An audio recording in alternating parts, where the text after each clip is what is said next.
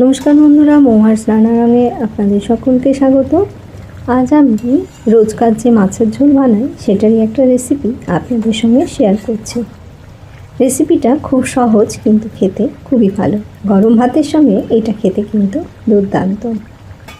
বাড়িতে যে উপকরণ থাকে আর রোজ আমরা মাছের ঝোল বানিয়েই থাকি, এটা একটু অন্যরকমভাবে বানিয়েছি। চলুন দেখে নেবেন রেসিপিটা কী করে বানাচ্ছি।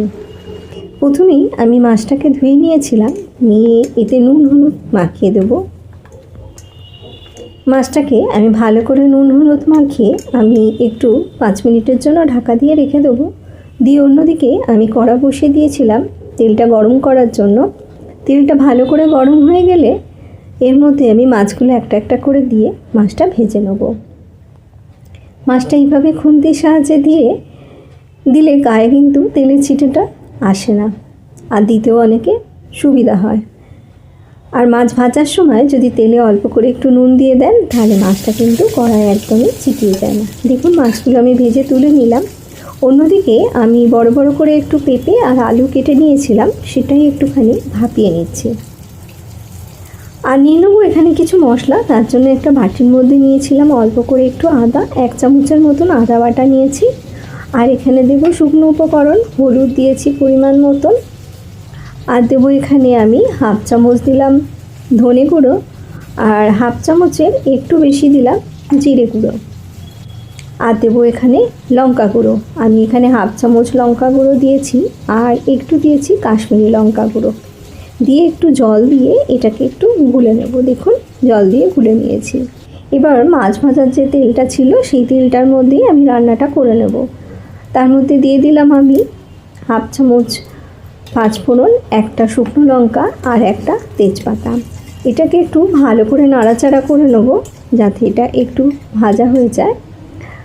আপনারা যদি এই তেলটা না খেতে চান মাছ ভাজার তেলে, তাহলে কিন্তু তেলটা চেঞ্জ করে আবার নতুন করে তেল দিয়ে দিতে পারেন। এবার এর মধ্যে দিয়ে দিলাম একটা টমেটো। টমেটোটাকে আমি আধখানা করে কেটে নিয়েছিলাম, কেটে বীজটা ফেলে দিয়েছিলাম। দিয়ে টমেটোটা এর মধ্যে দিলাম, আর টমেটোটা যাতে গলে যায় তার জন্য অল্প করে একটু নুন দিয়ে এটাকে 2 মিনিটের জন্য ঢাকা দিয়ে দিলাম।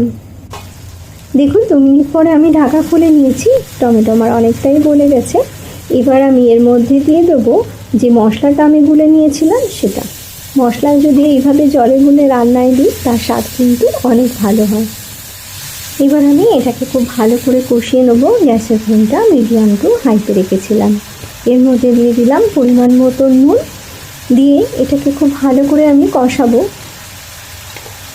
বন্ধুরা যারা আমার চ্যানেলে নতুন আসছো তাদের কাছে অনুরোধ রাখবো তারা আমার চ্যানেলটা সাবস্ক্রাইব করে নিও। আর যারা পুরনো বন্ধু সবসময় আমার পাশে এসে আমাকে সাপোর্ট করছে তাদের জন্য রইল অনেক অনেক ভালোবাসা। দেখুন মশলাটা আমার কষানো হয়ে গেছে, তেল ছেড়ে এসছে। এবার আমি গ্যাসের ফ্লেমটা একটু লোতে রেখে এর মধ্যে ভাপিয়ে নেওয়া পেঁপে আর আলুটা দিয়ে দিলাম। দিয়ে এটাকে ভালো করে কষিয়ে নেব যাতে মশলার সাথে পেঁপে আর আলুটা ভালো করে কষানো হয়ে যায়। আমি আলাদা করে আর পেঁপে আর আলুটাকে কিন্তু ভাজলাম না। এটা না ভেজেই এই মশলার সঙ্গে ভালো করে কষিয়ে নিলেই কিন্তু রান্নাটা খেতে খুবই ভালো হবে। সবসময় তো আমাদের মশলা দিয়ে খেতে ইচ্ছা হয় না, কখনো কখনো একটু পাতলা মাছের ঝোল খেতে আমাদের ইচ্ছা হয়, তখন এইভাবে একবার বানিয়ে দেখবেন, এটা খেতে কিন্তু খুবই ভালো হয়। মশলার সঙ্গে আলু আমার কষানো হয়ে গিয়েছিল। আমি এর মধ্যে দিয়ে দিলাম জলটা আমি এখানে 1.5 কাপের মতন দিলাম। যেহেতু ঝোলটা আমি একটু বেশি রাখবো তাই জলটা একটু বেশিই দিলাম। এই সময় নুনটা একটু চেক করে নেবেন, যদি কম মনে হয় তাহলে এই সময় একটু অ্যাড করে দেবেন। আমি চেখে দেখেছিলাম নুনটা আমার ঠিকই ছিল, তাই আমি আর এর মধ্যে নুন দিলাম না। ঝোলটা আমার খুব ভালো করে ফুটে গেছে। ঝোলটা ভালো করে ফুটে যাওয়ার পর এর মধ্যে আমি দিয়ে দিলাম ভেজে রাখা মাছগুলো। দিয়ে এর মধ্যে দিয়ে দিলাম 2টো চেরা কাঁচা লঙ্কা। দিয়ে একটু নাড়াচাড়া করে নিয়ে গ্যাসের ফ্লেমটা একটু মিডিয়ামে রেখে আমি এটাকে ঢাকা দিয়ে রান্না করে নেব 5 মিনিটের জন্য। 5 মিনিট পরে ঢাকা খুলে দেখুন ঝোলটা আমার একদমই তৈরি হয়ে গেছে, রান্নাটাও হয়ে গেছে আমার। এরপর গ্যাসের ফ্লেমটা একটু বাড়িয়ে দিয়েছিলাম, দিয়ে এটাকে আমি 2 মিনিট আরও ভালো করে ফুটিয়ে নেব। এইভাবে একটু ফুটিয়ে নিলে ঝোলের টেস্টটা কিন্তু আরও অনেক ভালো হয়ে যায়। দিয়ে গ্যাসের ফ্লেমটা বন্ধ করে এটাকে আমি 5 মিনিটের জন্য স্ট্যান্ডিং টাইমে রেখে দেবো। দিয়ে এটাকে নামিয়ে আমি সার্ভ করে দেবো।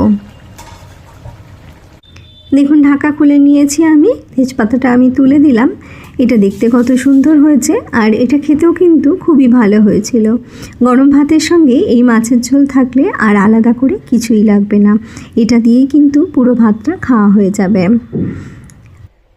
আপনারা যারা এখনও এইভাবে আলু আর পেঁপে দিয়ে মাছের ঝোল বানিয়ে খাননি, তারা অবশ্যই কিন্তু একবার এইভাবে বানিয়ে দেখবেন, খেতে কিন্তু খুবই ভালো লাগবে। আশা করি আমার এই রেসিপিটা আপনাদের ভালো লেগেছে, আর যদি ভালো লেগে থাকে তাহলে একটা লাইক করে দেবেন, আর কমেন্ট করে আমাকে অবশ্যই জানাবেন। আপনাদের কমেন্ট আমাকে কিন্তু উৎসাহ দেবে নতুন নতুন রেসিপি বানাতে, তাই কমেন্ট করতে একদমই ভুলবেন না। আমি আবারও চলে আসব এরকমই কোনো নতুন রেসিপি নিয়ে আপনাদের সামনে।